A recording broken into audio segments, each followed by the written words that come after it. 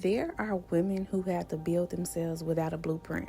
Women who were loved, provided for, cared for, but not formed emotionally, spiritually, or identity-wise.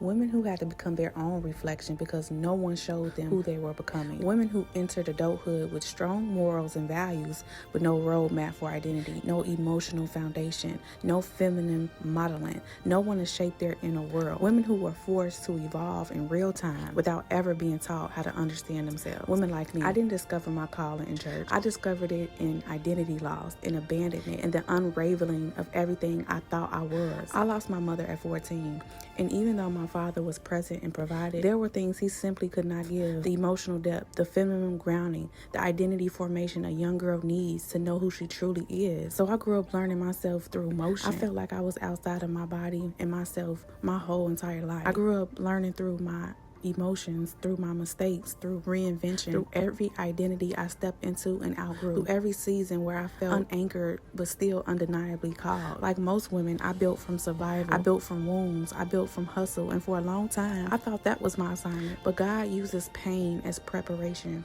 Every identity break becomes material for your calling. So when God started pulling me into my real assignment, it didn't feel like evolution. It felt like shaking, stripping, stretching, spiritual discomfort, outgrowing everything, becoming a woman I had never met before. That's how calling actually works. God never wastes a woman's becoming. My journey isn't a trauma narrative.